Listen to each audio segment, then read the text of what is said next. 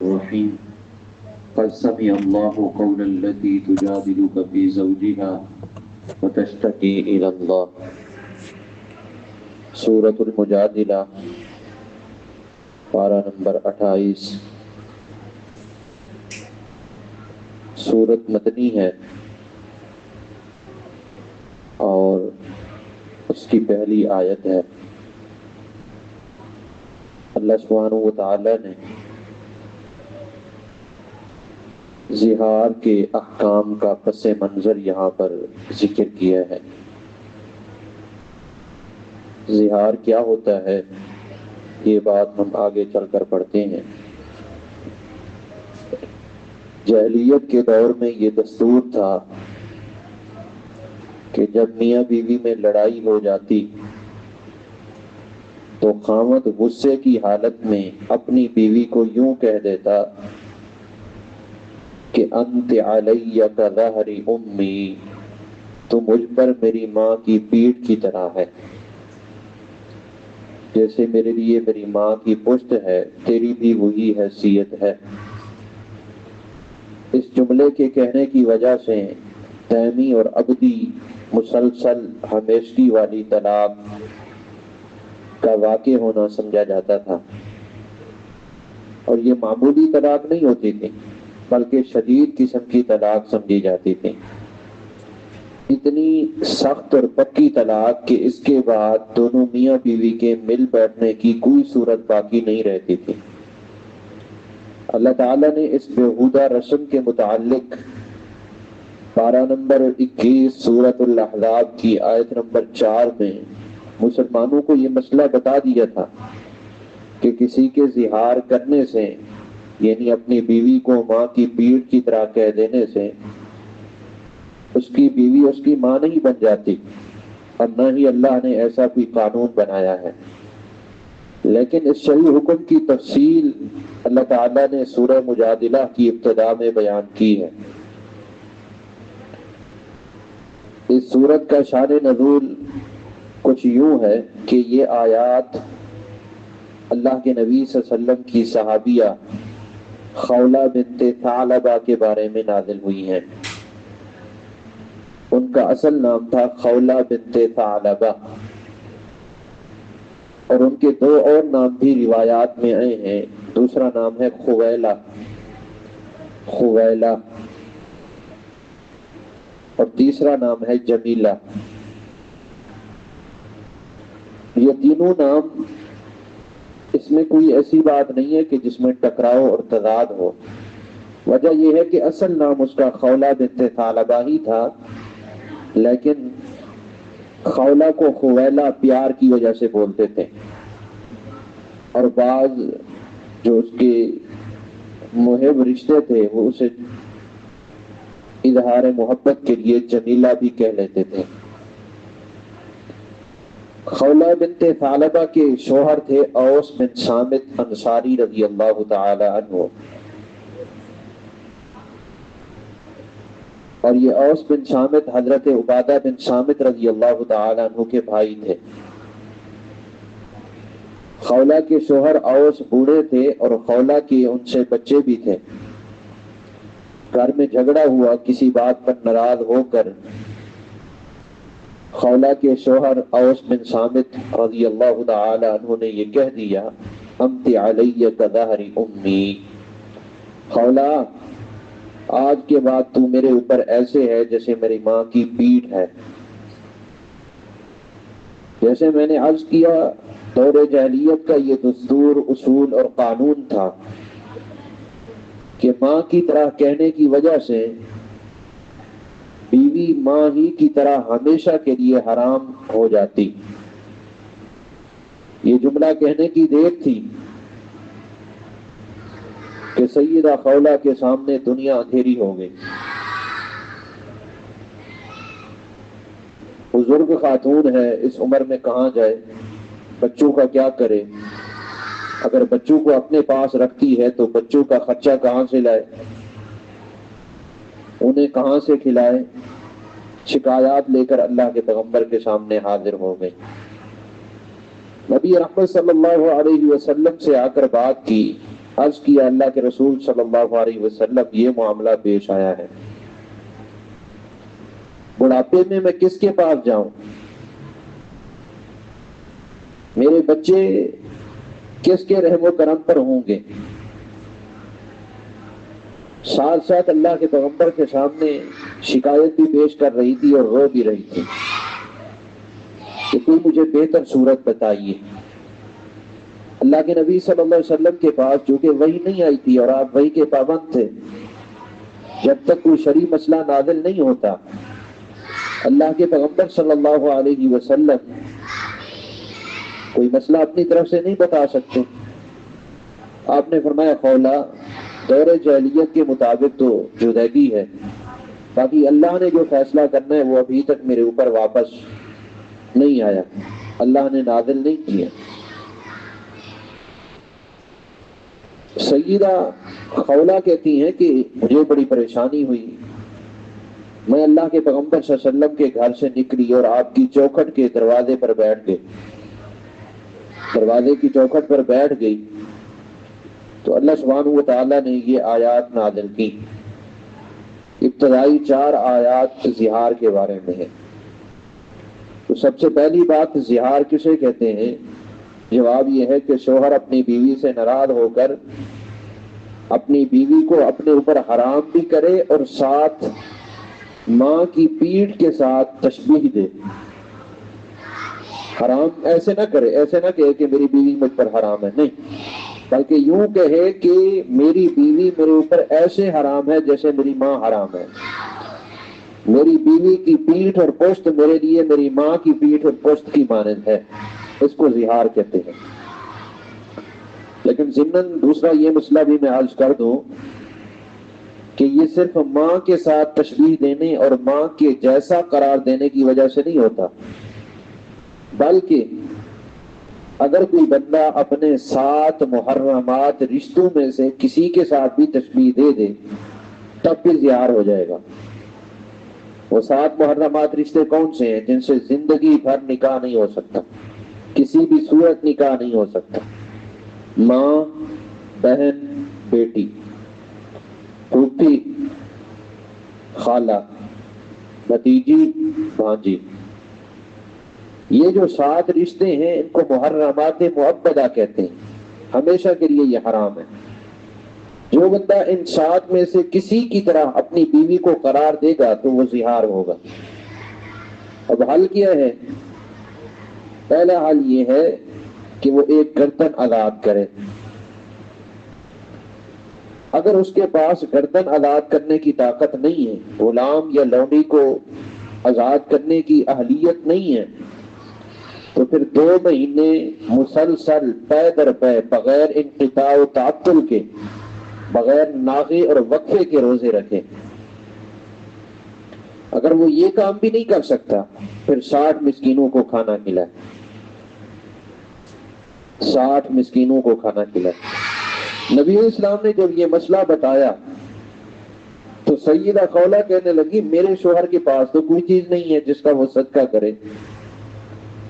نبی علیہ السلام کے پاس بیٹھ گئے۔ اس وقت اللہ کے پیغمبر کی خدمت میں کھجوروں کا ایک ٹوکرا لایا گیا۔ کہنے لگی اے اللہ کے رسول، میں ایک اور ٹوکرے کے ساتھ اس کی مدد کر دیتی ہوں، ایک ٹوکرا آپ دے دیں، ایک ٹوکرا اور میں اس اہتمام کروں گی تو مسئلہ حل ہو جائے گا۔ نبی علیہ السلام نے فرمایا قد احسنتی، تو نے بہت اچھا کیا ہے، اذهبی فاطعمی بها عنہ 60 مسکینا، جاؤ اس کی طرف سے 60 مسکینوں کو کھانا کھلاؤ اور اپنے چچا زاد بھائی کے پاس واپس چلی جاؤ۔ یہ تو تھا ابتدائی تعارف اس صورت کے حوالے سے۔ اب ہم بات کو شروع کرتے ہیں۔ قد سمع اللہ قول التی تجادلک فی زوجہا، قد یقینا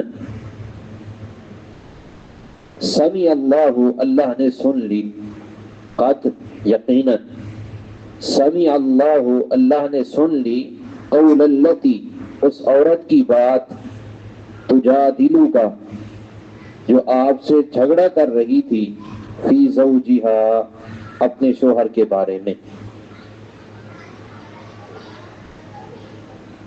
وتشتکی، اور وہ اللہ کی طرف مکمل شکایت کر رہی تھی، وتشتکی الی اللہ، اور وہ اللہ ہی کی طرف اپنے دکھ اور تکلیف کا اظہار کرتے ہوئے شکایت کر رہی تھی۔ واللہ یسمع تحاورکما، اور اللہ سن رہا تھا تم دونوں کی گفتگو کو۔ ان اللہ، کیونکہ بے شک اللہ تعالی سمیع، سب کچھ سننے والا، بصیر، سب کچھ دیکھنے والا ہے۔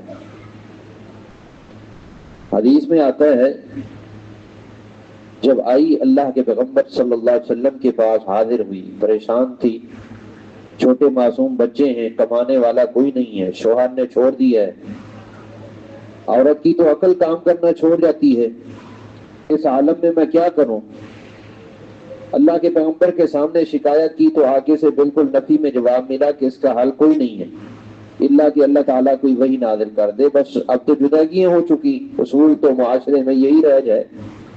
سیدہ خولہ مزید پریشان ہو گئی، اندھیرے پر مزید اندھیرا چھا گیا، پریشانی کے عالم میں اور تکلیف کی اس حالت میں یہ بھول گئی کہ میں کلام کس سے کر رہی ہوں، میں مخاطب کس شخصیت سے ہوں، اور جس کے سامنے میں بیٹھی ہوں وہ کتنی عظیم المرتبہ شخصیت ہے، امام الانبیاء محمد رسول اللہ صلی اللہ علیہ وسلم۔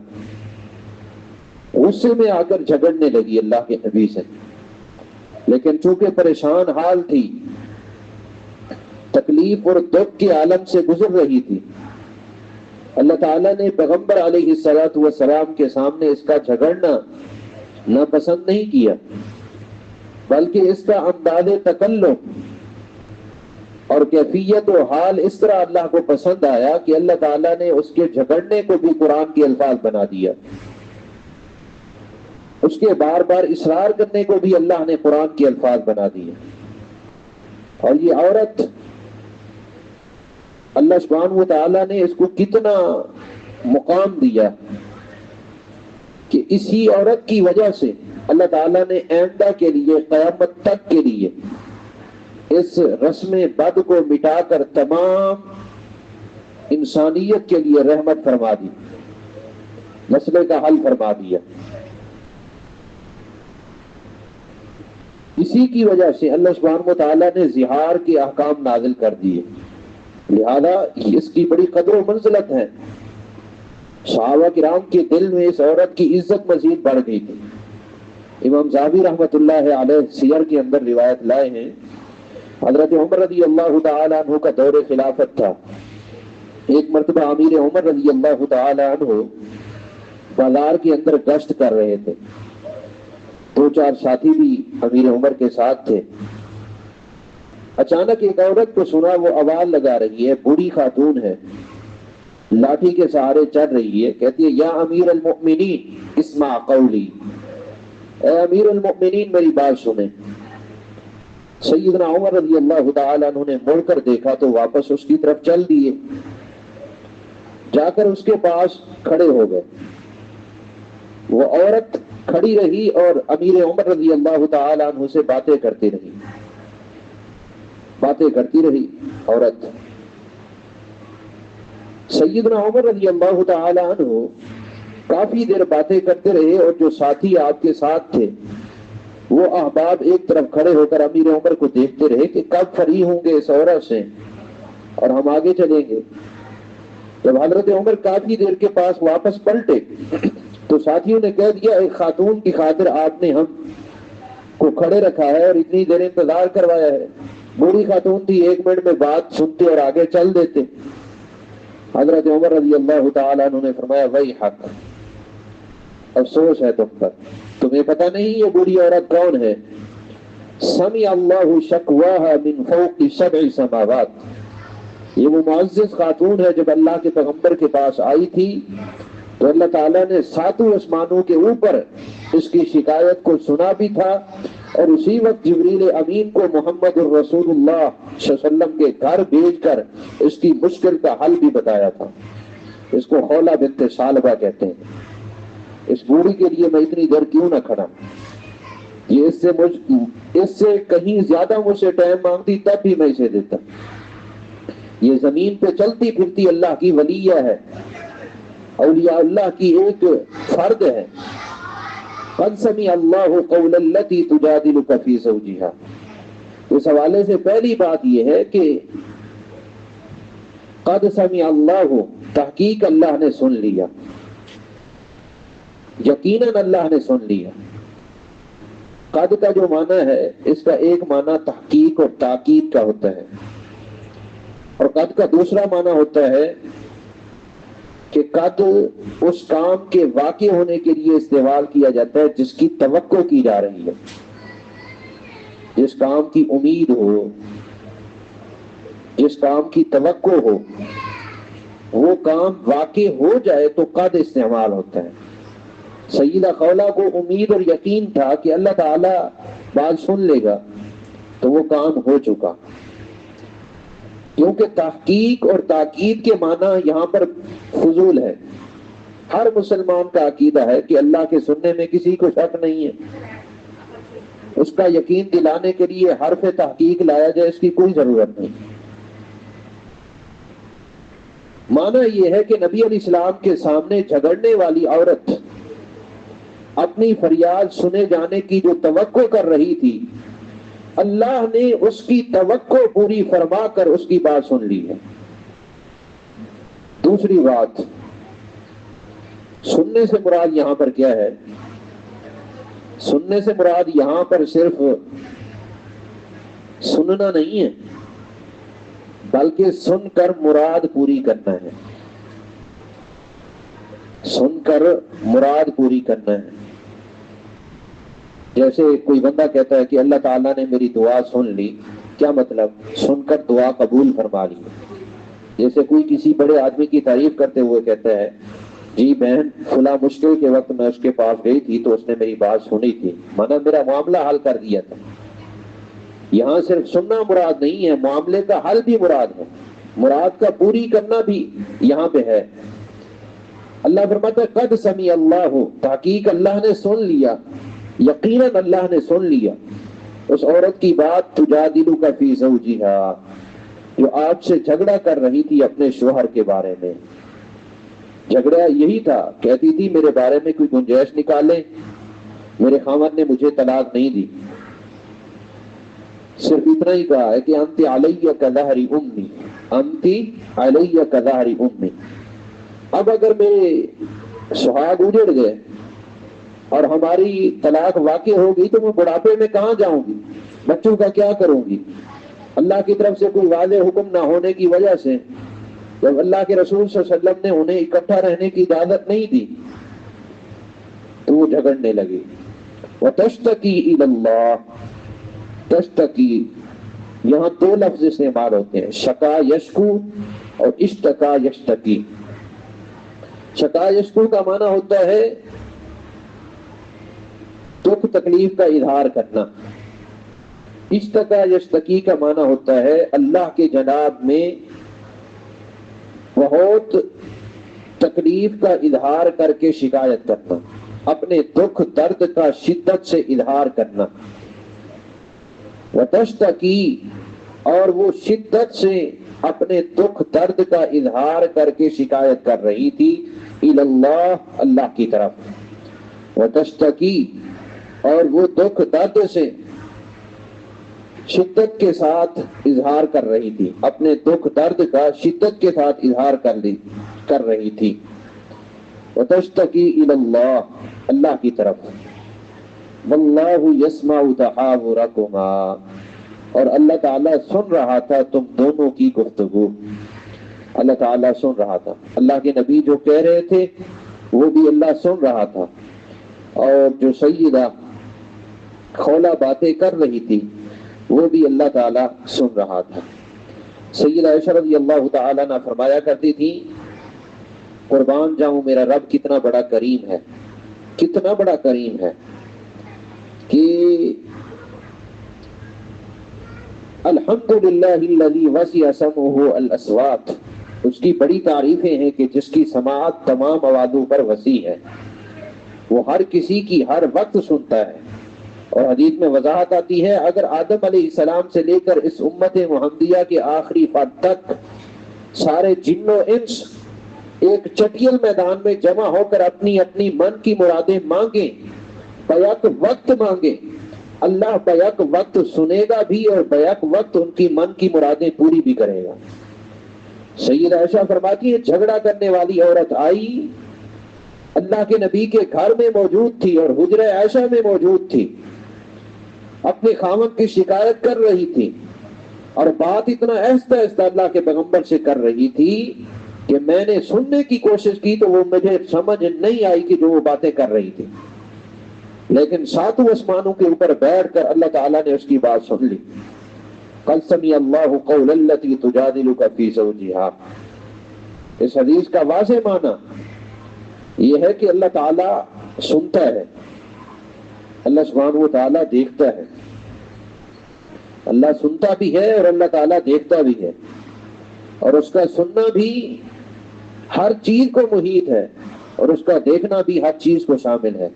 کیسے؟ جیسے اس کی شان کے لائق ہے، جیسے اس کی شان کے لائق ہے۔ تو یہ تحاورکم، اللہ تم دونوں کی گفتگو کو سن رہا تھا۔ اب سننے کا معنی کیا ہوتا ہے؟ سننا ایک ایسی صفت ہے، توجہ، سننا ایک ایسی صفت ہے جس کے ساتھ آوازوں کا علم ہوتا ہے، ہر قسم کی آواز کا علم اس کو سننا کہتے ہیں۔ اور دیکھنا ایک ایسی صفت ہے جس کے ساتھ نظر آنے والی چیزوں کا علم ہوتا ہے، اس کو بصر یعنی سننا کہتے ہیں، دیکھنا کہتے ہیں۔ آوازوں کا علم حاصل ہو تو اسے سننا، نظر آنے والی چیزوں کا علم حاصل ہو تو اسے دیکھنا کہتے ہیں، اور یہ دونوں اللہ کی صفتیں ہیں۔ اللہ سبحانہ و تعالیٰ سنتا بھی ہے، دیکھتا بھی ہے۔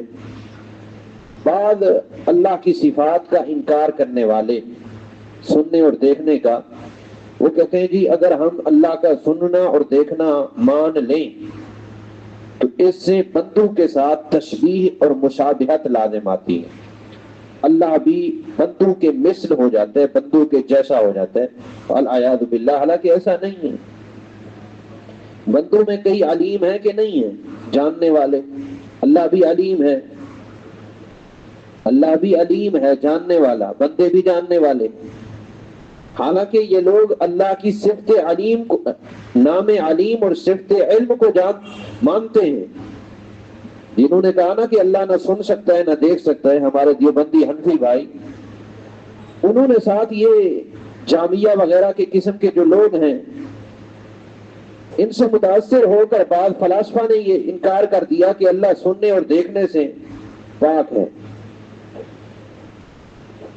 فلاسفیوں سے متاثر ہو کر اس طرح کی متکلمین کی باتیں عجیب تر ہیں، کیونکہ اللہ تعالیٰ جاننے والا ہے جیسے اس کی شان کے لائق ہے، بندہ جانتا ہے جیسے بندے کی شان کے لائق ہے، اللہ دیکھتا ہے جیسے اللہ کے لائق ہے، بندہ دیکھتا ہے جیسے بندے کے لائق ہے، اللہ سنتا ہے جیسے اللہ کے لائق ہے، بندے سنتے ہیں جیسے بندوں کے لائق ہے۔ تو اللہ تعالیٰ کا علم جاننا، اللہ کا سننا، اللہ کا دیکھنا سارا ثابت ہے۔ اور قربان جائے اللہ نے ان بدبختوں کا رد 1400 سال پہلے کر دیا تھا۔ اللہ فرماتا ہے لیس کمثلہ شیء، اللہ کے جیسا کوئی نہیں ہے۔ اپنی مشابہت اور اپنی مماثلت کی نفی کرنے کے بعد فوراً آگے اللہ کیا فرماتا ہے؟ وہو السمیع البصیر، اس کے جیسا ہے کوئی نہیں، لیکن وہی سننے والا بھی ہے، وہی دیکھنے والا بھی ہے، وہ سنتا بھی ہے، دیکھتا بھی ہے۔ تو اس میں اللہ سبحانہ و تعالیٰ نے اپنی صفت سماعت کا ذکر کیا ہے اور بصارت کا ذکر کیا ہے، اور اس کا سننا بھی بریک بین ہے، اس کا دیکھنا بھی بریک بین ہے، اس پر ہمارا یقین اور ایمان ہے۔ اس کا سننا اور دیکھنا کتنا بریک بین ہے، ایک ہی حدیث ذہن میں رکھیں، نبی رحمت فرماتے کالی گھٹا رات میں، بالکل بلیک رات ہے، اندھیری ترین رات ہے، کالی چٹان اور کالے پتھر پر جب کالا کیڑا یا کالی چیونٹی رینگتے ہوئے چلتی ہے تو اللہ تعالیٰ اس کے چلنے کی آہٹ بھی سن رہا ہوتا ہے اور اس کو اس وقت دیکھ بھی رہا ہوتا ہے۔ کالی رات ہے، کالی چیونٹی ہے، کالی چٹان ہے، وہ چل رہی ہے، اللہ اسے دیکھ بھی رہا ہے اور اس کے قدموں کی آہٹ سن بھی رہا ہے. اس کو کہتے ہیں اللہ کا سننا اور دیکھنا. قد سمع اللہ، یقیناً اللہ نے سن لیا، قول التی، اس عورت کی بات، تجادلو کا، جو آپ سے جھگڑا کر رہی تھی، فی زوجہا، اپنے شوہر کے بارے میں، وتشتکی، اور وہ اپنے دکھ درد کا شدت سے اظہار کرتے ہوئے شکایت کر رہی تھی، الی اللہ، اللہ کی طرف. واللہ یسمع تحاورکما، اور اللہ سن رہا تھا تم دونوں کی گفتگو کو. ان اللہ، بے شک اللہ تعالی، سمیع، سب کچھ سننے والا، بصیر، سب کچھ دیکھنے والا ہے. سوال یہ ہے کہ اب کوئی یہ غلطی کر بیٹھے زہار والی تو کیا کریں؟ اللہ فرماتے ہیں پہلی بات، الذین یظاہرون منکم من نسائہم، وہ لوگ جو زہار کرتے ہیں، منکم، تم میں سے، من نسائہم، اپنی بیویوں سے، وہ لوگ جو تم میں سے اپنی بیویوں سے زہار کرتے ہیں. پہلی بات، ما ہن امہاتہم، وہ ان کی مائیں نہیں ہیں. ما ہن، نہیں ہیں وہ بیویاں، امہاتہم، ان کی مائیں. یہ کہنے سے مائیں نہیں بنتی. ان امہاتہم، نہیں ہیں ان مردوں کی مائیں، الا اللائی، مگر صرف وہی عورتیں، ولدنہم، جنہوں نے ان کو جنم دیا ہے. ولدنہم، جنہوں نے ان کو جنم دیا ہے.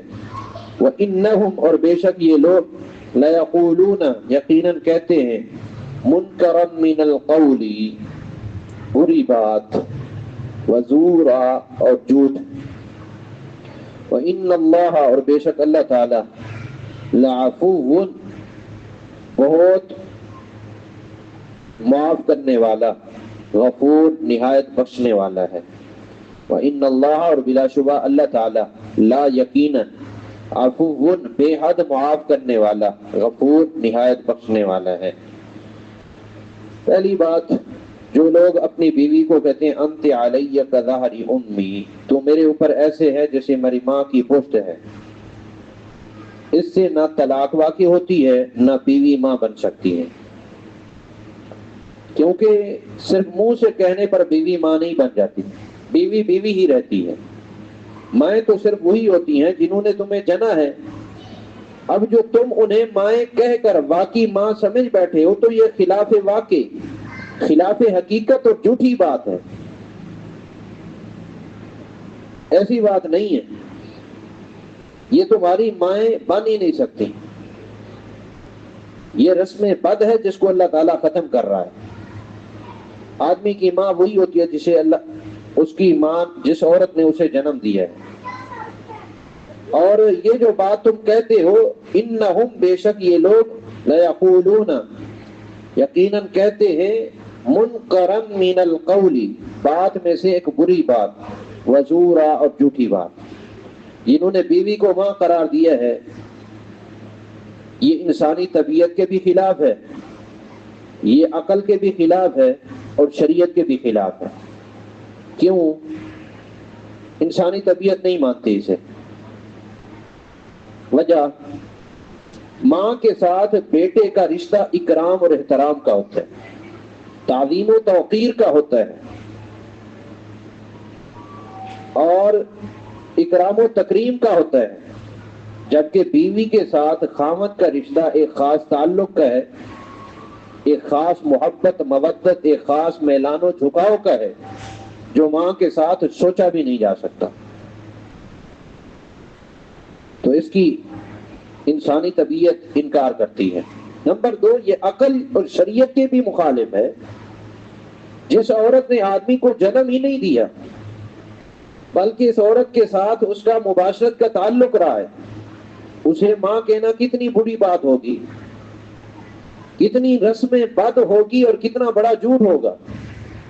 وَإِنَّ اللَّهَ، اور بے شک اللہ تعالیٰ، لَعَفُوٌّ، یقیناً بے حد معاف کرنے والا، غفور، بہت بخشنے والا ہے. الذین، وہ لوگ، یظاہرون، جو زہار کرتے ہیں، منکم، تم میں سے، من نسائہم، اپنی بیویوں سے، مسلمانوں میں سے جو لوگ اپنی بیویوں سے زہار کرتے ہیں. منکم کا لفظ کیوں آیا ہے؟ یہ زہار کے احکام صرف مسلمانوں کے لیے ہیں. جو غیر مسلم ہیں ان کے لیے نہ نسب کی کوئی اہمیت، نہ ان کے لیے رشتے اور صلہ رحمی کی کوئی اہمیت کچھ بھی نہیں۔ منکم کا لفظ بول کر اللہ نے بتایا کہ یہ احکام تمہارے لیے ہیں۔ تم میں سے جو اپنی بیویوں سے زہار کرتے ہیں، ما ہن امہاتہم، نہیں ہوتی وہ بیویاں امہاتہم ان کی مائیں۔ تو مائیں کون ہوتی ہیں؟ اللہ فرماتے ہیں ان امہاتہم الا اللائی ولدنہم، نہیں ہوتی ان کی مائیں مگر صرف وہ عورتیں ولدنہم جنہوں نے ان کو جنم دیا۔ اب جو انہوں نے کہا ہے وہ کیا ہے؟ اللہ فرماتا ہے وَإِنَّهُمْ لَيَقُولُونَ مُنْكَرًا مِنَ الْقَوْلِ وَزُورًا، بے شک یہ لوگ یقیناً باتوں میں سے بری بات وزورا اور جھوٹ کہتے ہیں۔ وَإِنَّ اللَّهَ لَعَفُوٌّ غَفُورٌ، اور بلا شبہ اللہ تعالیٰ بے حد معاف کرنے والا نہایت بخشنے والا ہے۔ توجہ کریں، اسی آیت کے اندر اللہ تعالیٰ نے کئی طرح کے اشارے دیے ہیں جو زہار کے حرام ہونے پر دلالت کر رہے ہیں۔ کئی طرح کے اشارے۔ پہلی بات اللہ فرماتے ہیں ما ہن امہاتہم، یہ بیویاں ان کی مائیں ہیں ہی نہیں، یہ پہلی بات۔ دوسری بات، زہار کرنے والے کو جھوٹا قرار دیا، یہ جھوٹا ہے، اس کا معنی زہار درست نہیں۔ تیسری بات، اللہ نے کہا یہ منکر بری ترین بات ہے، منکر بری ترین بات ہے، اس کا معنی جو چیز بری ترین ہو وہ کہاں درست ہو سکتی ہے، کہاں حلال ہو سکتی ہے۔ چوتھی بات، اللہ نے کہا یہ جھوٹی ترین بات ہے، بری ترین بات کے ساتھ کیا کہا؟ وزورا، اور جھوٹی ترین بات ہے، اس کا معنی یہ ہوا کہ یہ زہار غلط ہے۔ پانچویں دلیل اسی آیت کے اندر کہ زہار غلط ہے، اللہ فرماتے اللہ بے حد معاف کرنے والا اور نہایت بخشنے والا ہے۔ مانا یہ کہ تم نے یہ جو کیا ہے گناہ کیا ہے، اس گناہ کا اعتراف کرو، اعتراف کے بدلے میں اللہ معافی کا سرٹیفکیٹ جاری کرے گا اور بخشش کا پروانہ عطا فرمائے گا، کیونکہ معافی اور مغفرت گناہ ہی سے ہوتی ہے۔ اگر زہار گناہ ہے ہی نہیں تو ان اللہ لعفو غفور کہنے میں کیا حکمت ہوگی؟ اللہ کی جو صفت یا نام آتے ہیں اس کی حکمت ہوتی ہے۔ اب سوال یہ ہے کہ اگر یہ گناہ کر بیٹھیں تو پھر کرنا کیا ہے؟ پہلے یہاں پر ضمن میں بتاؤں، جب بندہ اپنی بیوی کو اپنے اوپر حرام کرتا ہے تو دو صورتیں ہوتی ہیں۔ نمبر ایک، یا تو ناراض ہو کر اس نے یہ قسم کھائی ہے کہ میں اپنی بیوی کے قریب نہیں جاؤں گا، اس کو ایلا کہتے ہیں۔ ایلا، ایلا کا معنی ہوتا ہے کہ بیوی سے علیحدگی کی قسم اٹھا لینا کہ اتنے عرصے تک میں اس کے قریب نہیں جاؤں گا۔ دوسری بات کہ اس نے بیوی کے قریب نہ جانے کی قسم بھی کھائی ہے اور ساتھ بیوی کو اپنے محرم رشتے، محرم رشتوں کے ساتھ تشبیہ بھی دی ہے، یہ ڈبل جرم ہے۔ اگر اس نے صرف بیوی کو قسم کھاتے ہوئے حرام قرار دیا تھا، اس کو ایلا کہتے ہیں اور اس کی مدت 4 مہینے ہے، اور اگر اس نے حرام قرار دینے کے ساتھ ساتھ بیوی کو اپنے محرم رشتوں کے ساتھ تشبیہ بھی دی تھی تو پھر اس کے ساتھ ساتھ اسے کفارہ بھی ادا کرنا ہوگا، کیونکہ یہ اس نے ڈبل جرم کیا ہے، ڈبل جرم کیا ہے۔ تو اللہ فرماتے والذین یظاہرون من نسائہم، اور وہ لوگ جو زہار کرتے ہیں اپنی بیویوں سے، وہ لوگ جو زہار کرتے ہیں اپنی بیویوں سے، ثم یعودون لما قالوا، پھر وہ لوٹتے ہیں لما، اس بات کے لیے، قالوا جو انہوں نے کہی، ثم یعودون، پھر وہ رجوع کرتے ہیں، لما، اس بات سے، قالوا جو انہوں نے کہی۔ کیا ان کا کفارہ ہے؟ کیا جرمانہ ہے؟ اللہ فرماتے ہیں پہلی بات فتحریر رقبۃ من قبل ان یتماسا، ایک گردن کو آزاد کرنا ہے اس سے پہلے یتماسا کہ وہ مرد اپنی بیوی کو چھوئے، ٹچ کرے، مس کرے، لمس کرے۔ ذالکم توعظون بہ، یہی وہ کفارہ ہے جس کی ساتھ اللہ تمہیں نصیحت کرتا ہے۔ ذالکم، یہی ہے وہ کفارہ، توعظون بہ، جس کے ساتھ تم نصیحت کیے جاؤ گے۔ واللہ بما تعملون خبیر، اور اللہ تعالیٰ اس سے جو تم کرتے ہو پوری طرح باخبر ہے۔ تو پہلی بار میں عرض کر چکا کہ اگر صرف بیوی کو حرام قرار دیتا ہے اور اپنے کسی محرم رشتے معززات محترمات رشتوں کے ساتھ تشبیہ نہیں دیتا، یہ بھی گناہ ہے۔ اس کا کفارہ صرف قسم کا کفارہ ہے، قسم کا کفارہ دے آزادی ہو جائے گی۔ دوسرا یہ ہے حرام کر کے اپنے محترمات محرمات محرم رشتوں سے تشبیہ دیتا ہے، اس کا کفارہ سخت ہے، اور وہ زہار کا کفارہ ہے جو میں نے اختصاراً پہلے ذکر کی ہے، ابھی تفصیلاً ذکر کریں گے، کوشش کریں گے 6:15 تک کلاس ہم ختم کر دیں۔ اور یہ لیٹ ہونا ہماری اپنی وجہ سے ہے، لیٹ آئیں گے تو کلاس لیٹ ختم ہو۔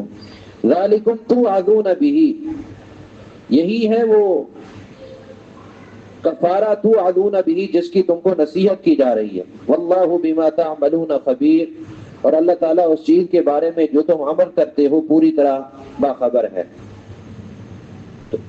دو صورتیں میں نے عرض کر دی، لیکن یہاں پر یہ بات یاد رکھیں کہ یہ ٹائم زیادہ سے زیادہ 4 مہینے ہوتا ہے۔ 4 مہینے کے اندر بیوی کے ساتھ صلح کرنی ہوتی ہے۔ اگر زیادہ خمار دماغ پہ سوار بھی ہے تو بیوی کو پھر فری کرے گا، آزاد کرے گا، 4 مہینے سے زیادہ نہیں رکھنا۔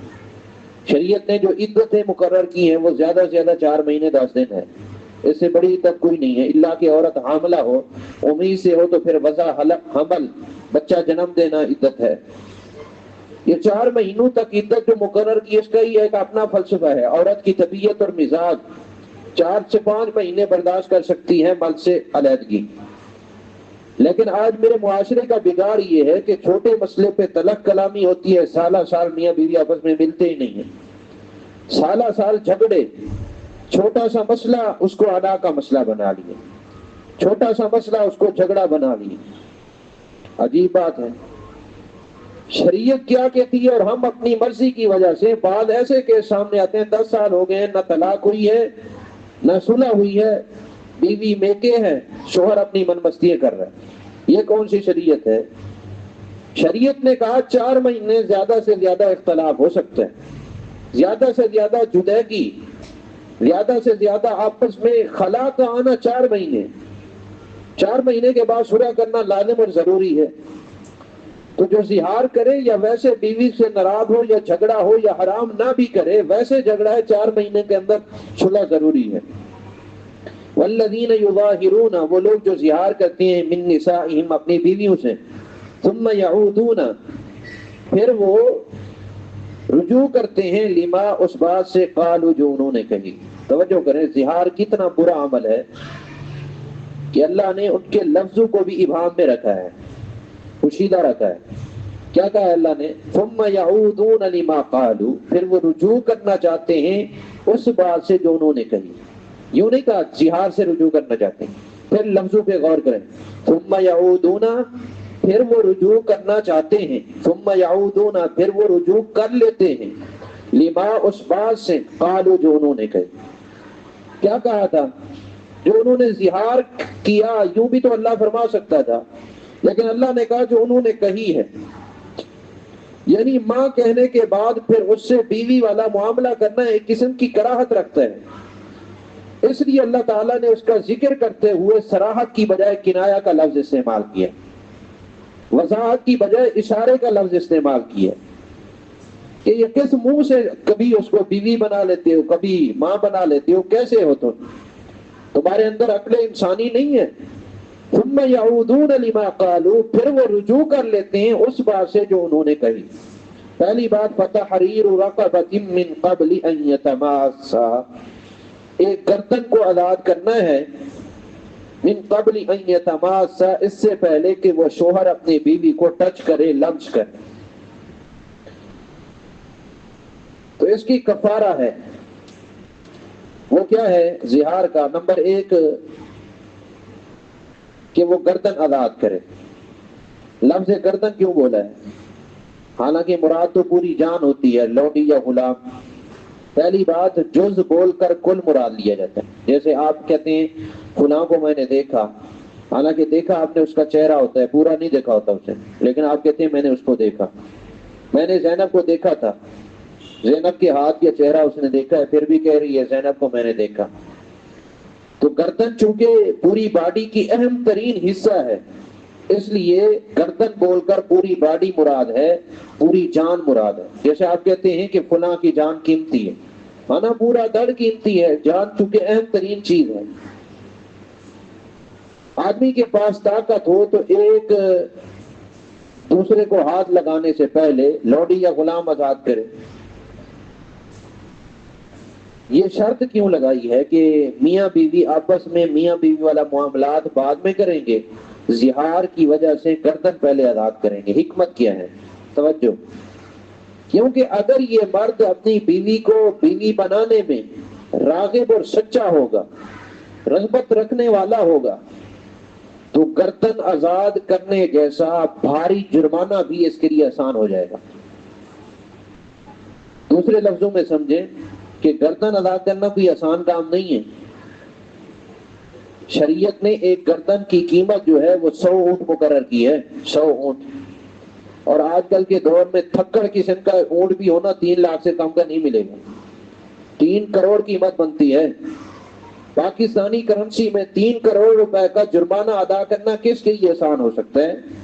جب وہ اپنی بیوی کو بیوی بنانے میں سچا ہوگا تو یہ بھاری جرمانہ بھی آسان ہو جائے گا، وگرنہ یہ اس کے لیے مشکل ہے.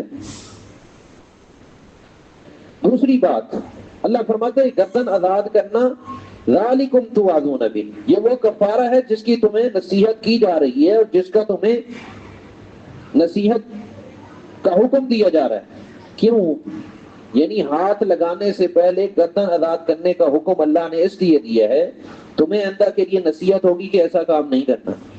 واللہ بما تعملون خبیر، اور اللہ تعالیٰ اس چیز کے بارے میں جو تم کرتے ہو، جو تم عمل کرتے ہو، خبیر پوری طرح باخبر ہے. یعنی زہار کے بعد گردن آزاد کیے بغیر ایک دوسرے کو ہاتھ لگاؤ گے تو کسی اور کو خبر ہو یا نہ ہو، اللہ تعالیٰ ہر کام سے پوری طرح باخبر ہے. تم نہ اس سے چھپ سکتے ہو نہ اس کی گرفت سے بچ سکتے ہو. تمہاری بس کی بات ہی نہیں ہے اللہ تعالیٰ کی گرفت سے بچنا. اللہ تعالیٰ پوری طرح باخبر ہے. اللہ فرماتے ہیں فَمَن لَّمْ يَجِدْ فَصِيَامُ شَهْرَيْنِ مُتَتَابِعَيْنِ مِن قَبْلِ أَن يَتَمَاسَّا. ایک بندہ ہے، اس کے پاس گردن آزاد کرنے کی طاقت نہیں ہے، گردن آزاد کرنے کی طاقت نہیں ہے، اتنا مہنگا معاملہ ہے. اب اس کو ہم دوسرا آپشن دے رہے ہیں، 2 مہینوں کے مسلسل روزے رکھیں. گناہ اس نے بڑا کیا ہے. ٹی وی جیسے نازک رشتے کو اس نے ایک محترم و مکرم رشتے کے ساتھ تشبیہ دے دی ہے. فَمَن لَّمْ يَجِدْ، جو بندہ گردن نہ پائے، معاشی کمزوری کی وجہ سے گردن نہیں خرید سکتا، فَصِيَامُ شَهْرَيْنِ مُتَتَابِعَيْنِ، 2 مہینوں کے روزے رکھنے ہیں، متتابعین مسلسل، بغیر انقطاع کے. اگر 55 پر جا کر ایک روزے کا بھی ناغہ ہو گیا، گنتی پھر شروع سے 1 سے گنتی شروع. اور یہ 2 مہینوں کے روزے بھی من قبل ان یتماسا، ایک دوسرے کو چھونے سے پہلے، من قبل ان، اس سے پہلے، یتماسا کہ وہ ایک دوسرے کو چھوئیں، ایک دوسرے کو چھونے سے پہلے یہ روزے رکھنے پڑیں گے، مسلسل روزے.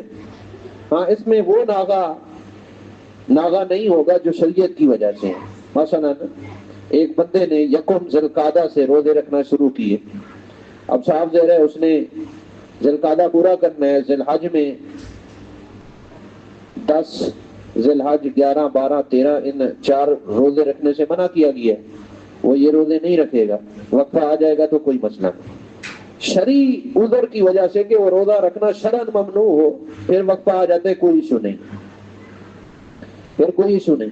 لیکن شرعی طور پہ اس دن کا روزہ رکھنا ممنوع نہیں تھا، اس نے چھوڑ دیا، پھر وقفہ ہے، پھر اس کا پیچھا کام تمام ہو گیا. فَمَن لَّمْ يَسْتَطِعْ، جو شخص ہاتھ لگانے سے پہلے 2 ماہ کے پے در پہ روزہ رکھنے کی طاقت نہ رکھتا ہو، فَإِطْعَامُ 60 مِسْكِينًا، تو پھر کھانا کھلائے 60 مسکینوں کو. یہ جو 60 دن مسلسل روزے نہیں رکھتا ہے، اس کی کئی وجوہات ہو سکتی ہیں. نمبر 1 ضعیف العمر ہونا، بزرگی. نمبر 2 کمزوری. نمبر 3 شدت شہوت کی وجہ سے کہ وہ 60 دن مسلسل صبر نہیں کر سکتا، کوئی بھی وجہ ہو سکتی ہے، جو نہیں رکھ سکتا، فمن لم یستطع، جو طاقت نہیں رکھتا، فإطعام 60 مسکینا، تو پھر 60 مسکینوں کو کھانا کھلانا ہے، 60 مسکینوں کو کھانا کھلانا ہے، 60 مسکینوں کو۔ یہاں بات یاد رکھیں، بعض لوگوں نے کہا کہ ایک ہی مسکین کو 60 دن کھانا کھلانے سے یا 60 دنوں کا کھانا دینے سے یہ کفارہ ادا ہو جائے گا، حالانکہ ایسی بات نہیں ہے۔ اللہ نے 60 مسکینوں کا لفظ بولا، ایک ہی مسکین کو 60 دن کھلائیں یا 60 دنوں کا کھانا دے دیں، کفارہ ادا نہیں ہوگا، 60 مسکینوں کو کھانا کھلانا پڑے گا، خواہ ایک وقت میں کھلا دے یا مختلف وقتوں میں کھلا دے۔ 60 مسکینوں کو ایک دفعہ پیٹ بھر کر کھانا کھلانا یہ بھی درست ہے، مختلف اوقات میں 60 مسکین پورے کرنے ہیں، پیٹ بھر کر کھانا کھلانا ہے۔ ذالک لتؤمنوا باللہ ورسولہ، یہ اس لیے کہ تم اللہ اور اس کے رسول کے اوپر ایمان لے آؤ، یعنی اللہ کے احکام کو سچا مانو اور شریعت محمدی کے حق ہونے پر یقین رکھو اور اس پر عمل کرو، کیونکہ ایمان تصدیق کا نام ہے، ایمان اقرار کا نام ہے، ایمان عمل کا نام ہے۔ ایمان کے اندر تینوں چیزیں شامل ہیں۔ وَتِلْكَ حُدُودُ اللَّهِ، اور یہ اللہ کی حدیں ہیں، اللہ نے مقرر کر دی ہیں۔ زہار کا حرام ہونا، پھر اس زہار کرنے کے بعد رجوع کی صورت میں کفارہ کا لازم ہونا، یہ اللہ کی مقرر کردہ حدیں ہیں جن سے تجاوز کرنا تمہارے لیے بالکل درست نہیں ہے۔ وَلِلْكَافِرِينَ عَذَابٌ أَلِيمٌ، اور انکار کرنے والوں کے لیے عذاب علیم، دردناک عذاب ہے۔ جو لوگ اللہ کے حکموں کو نہیں مانتے وہ حقیقت میں انکار کرنے والے کافر ہیں، چاہے دنیاوی احکام میں وہ مسلمانوں میں شامل ہوتے ہوں، اللہ کی معیار اور کسوٹی کے اندر وہ اپنا شمار دیکھ لیں، مردم شماری کے روح سے وہ مسلمانوں میں شمار ہوتے ہوں، لیکن اللہ کی شمار اور گنتی کے اندر ان کی کیا حیثیت ہے؟ وَلِلْكَافِرِينَ عَذَابٌ عَلِيمٌ، اور کافروں کے لیے دردناک عذاب ہے۔ فَمَن لَّمْ يَجِدْ، جو نہ پائے، فَصِيَامُ شَهْرَيْنِ مُتَتَابِعَيْنِ، تو 2 مہینوں کے روزے رکھنے ہیں مسلسل، من قبل ان، اس سے پہلے، یتماسا، کہ وہ میاں بیوی ایک دوسرے کو چھوئیں۔ فَمَن لَّمْ يَسْتَطِعْ، جو یہ طاقت نہ رکھے، فَإِطْعَامُ 60 مسکینا، تو کھانا کھلانا ہے 60 مسکینوں کو۔ ذَلِكَ لِتُؤْمِنُوا بِاللَّهِ وَرَسُولِهِ، یہ اس لیے کہ تاکہ تم اللہ اور اس کے رسول پر ایمان لے آؤ، اللہ اور اس کے رسول پر ایمان لے آؤ۔ وَتِلْكَ حُدُودُ اللَّهِ، اور یہ اللہ کی حدیں ہیں۔ وَلِلْكَافِرِينَ عَذَابٌ عَلِيمٌ، اور کافروں کے لیے دردناک عذاب ہے۔ یہ جو آیات ہم نے 4 پڑھی ہیں، ان میں مرکزی طور پہ جو مسائل ہمیں سمجھ آتے ہیں، نمبر 1، اللہ تعالیٰ کا وجود ثابت ہوتا ہے کہ اللہ بندوں کی حالات سے ہر وقت مطلع ہے اور وہ مشکلات سے نکالتا ہے جیسے خولہ کو نکالا۔ نمبر 2، رسول اللہ کا رسول ہونا یقینی ہے، جیسا کہ سیدہ خولہ گئیں اور اللہ نے نبی پر وحی نازل کی۔ نمبر 3، قرآن کریم کا منزل من اللہ ہونا، اللہ کی طرف سے نازل ہونا، اس کا ثبوت ہوتا ہے۔ نمبر 4، چوتھا مسئلہ ان آیات کے اندر ہمیں یہ پتہ چلتا ہے کہ اللہ نے قسط وار تھوڑا تھوڑا کر کے جو قرآن نازل کیا، اس میں ایک حکمت یہ بھی ہے کہ کسی کی پریشانی آئے گی تو پریشانی کے حل کے طور پر فوراً اللہ تعالیٰ کوئی نسخہ قرآن کریم میں نازل کرے گا، جیسے زہار کا نازل کیا ہے۔ یہاں پر ہمیں 5واں مسئلہ یہ بھی سمجھ آتا ہے کہ تمام تر احکام الہی جو ہیں وہ بندوں کی مصلحت، بندوں کی خیر خواہی پر مبنی ہوتے ہیں۔ جیسے زہار کے قانون میں ایک طرف جاہلیت کی رسم بد کا توڑ ہوا، دوسری طرف اللہ تعالیٰ نے اعتدال کی راہ اختیار کر کے ہر حال میں بندوں کی مصالح کو ملحوظ رکھا۔ اسی طرح ساتھ ہمیں یہ بھی پتہ چلا کہ قرآن جو ہے اپنی تفسیر میں حدیث رسول کا محتاج ہے۔ قرآن کریم کا معنی ہمیں اس وقت تک سمجھ نہیں آ سکتا جب تک کہ ہم حدیث رسول کو نہیں پڑھیں گے۔ پہلی آیت میں ہی اللہ نے کہا تھا عورت آئی جھگڑ رہی تھی، شکایت کر رہی تھی، اللہ تمہاری باتیں سن رہا تھا. کون مراد ہے؟ قرآن کے کسی مقام میں وضاحت نہیں ہے. حدیث نے وضاحت کی ہے کہ وہ خولہ بنت ثعلبہ تھی، اس کے شوہر اوس بن صامت تھے. یہ مسئلہ تھا. قرآن کریم کے سمجھنے میں اسباب نزول کی بڑی حیثیت ہے. ساتھ یہ بھی پتہ چلا کہ بعض اوقات بندے اللہ کے ساتھ جب اپنی دکھ اور درد کی شدت کا اظہار کر رہا ہوتا ہے، اللہ اس پر رحم کر کے اس کا معاملہ حل فرما دیتا ہے. دعا کی اہمیت کا پتہ چلا، اللہ کے ساتھ مشکل کے وقت اپنی لگاؤ کو قائم کرنے کا پتہ چلا. اور ان آیات کے اندر یہ پتہ چلا کہ خواتین جب ان کو اپنے شوہر کی طرف سے جدائی ہوتی ہے، جو شرم حیا اور حرم والی خواتین ہوتی ہیں، ان کی زندگی کیسے اجڑ جاتی ہے اور وہ کیسی بے چین و بے قرار نظر آتی ہیں. واللہ یسمع تحاورکما سے پتہ چلا کہ اللہ سبحانہ و تعالی کا سننا اور دیکھنا کتنا باریک بین ہے. ان اللہ سمیع بصیر. اور ساتھ رسم بد کی بنیاد پر اللہ تعالیٰ نے لوگوں کی جو بری باتوں کا ذکر کیا، جھوٹ کا ذکر کیا، معافی کا ذکر کیا اور احکامات کو ذکر کیا. ان کے اندر اپنے احکام ہیں جن کو ہم تفصیل کریں تو مزید بات لمبی ہو جائے گی. قد سمع اللہ قول التی تجادلک فی زوجہا. قد یقیناً سمع اللہ سن لیا اللہ تعالیٰ نے قول التی اس عورت کی بات تجادلک جو جھگڑا کر رہی تھی آپ سے فی زوجہا اپنے شوہر کے بارے میں، وتشتکی الی اللہ اور وہ اللہ کی طرف شکایت کر رہی تھی. واللہ یسمع تحاورکما اور اللہ سن رہا تھا تم دونوں کی گفتگو کو. ان اللہ بے شک اللہ تعالیٰ سمیع سب کچھ سننے والا، بصیر سب کچھ دیکھنے والا ہے. الذین وہ لوگ یظاہرون جو ظہار کرتے ہیں منکم تم میں سے من نسائہم اپنی بیویوں سے، ما ہن امہاتہم نہیں ہوتی وہ ان کی مائیں، ان امہاتہم الا اللائے ولدنہم نہیں ہوتی ان کی مائیں الا اللائے مگر وہ عورتیں ولدنہم جنہوں نے ان کو جنم دیا ہے. وانہم لیقولون منکرا من القول وزورا اور بلا شبہ یقیناً وہ کہتے ہیں بری بات اور جھوٹی بات. وان اللہ لعفو غفور اور بلا شبہ اللہ تعالیٰ یقیناً بے حد معاف کرنے والا نہایت بخشنے والا ہے. والذین یظاہرون من نسائہم اور وہ لوگ جو ظہار کرتے ہیں اپنی بیویوں سے، ثم یعودون لما قالوا پھر وہ اس سے رجوع کر لیتے ہیں جو انہوں نے کہا. فتحریر رقبۃ من قبل ان یتماسا تو ایک گردن کو آزاد کرنا ہے اس سے پہلے کہ وہ میاں بیوی ایک دوسرے کو ہاتھ لگائیں، مس کریں، ٹچ کریں. ذالکم توعدون بہ یہ ہے وہ کفارہ جس کے ساتھ تمہیں نصیحت کی جا رہی ہے. واللہ بما تعملون خبیر اور اللہ تعالیٰ جو تم کرتے ہو پوری طرح باخبر ہے.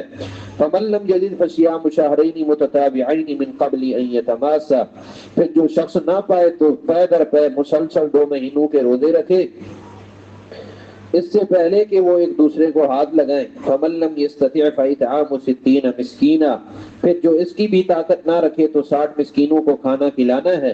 یہ اس لیے کہ تم اللہ اور اس کے رسول پر ایمان لے آؤ اور یہ اللہ کی حدیں ہیں اور کافروں کے لیے دردناک عذاب ہے. واللہ تعالی اعلم بالصواب. کوشش کیا کریں 4:45 بجے پہنچ جایا کریں. 4:45 سے لے کر 5:45 تک ہماری کلاس مکمل ہو جائے. 6 بجے آپ جا کر گھر میں اپنا کام دیکھ لیں. بارک اللہ فیکم. ٹھیک ہے، کوئی سوال ہے تو پوچھ سکتے.